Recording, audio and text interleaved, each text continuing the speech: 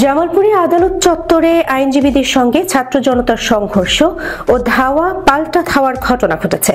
এ সময়ে আহত হয়েছেন অন্তত ৮ জন।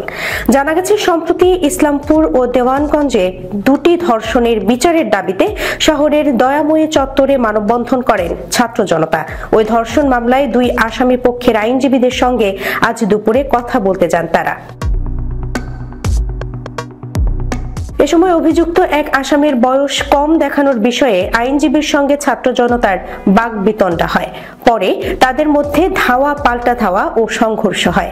এতে দুপক্ষের অন্তত ৮ জন আহত হয়ে হাসপাতালে চিকিৎসাধীন রয়েছেন। এ তথ্য নিশ্চিত করেছেন জেলা অতিরিক্ত পুলিশ সুপার ইয়াহিয়া আল মামুন। তিনি বলেন, খবর পেয়ে পুলিশ ঘটনাস্থলের পরিস্থিতি নিয়ন্ত্রণ করেছে।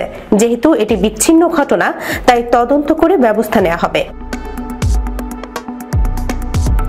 সোমবার দুপুরে জেলা আদালত চত্বরে আইনজীবী সমিতির সামনে এ ঘটনা ঘটে। জানা গেছে, সম্প্রতি ইসলামপুর ও দেওয়ানগঞ্জে দুটি ধর্ষণের বিচারের দাবিতে শহরের দয়াময়ী চত্বরে মানববন্ধন করেন ছাত্র জনতা।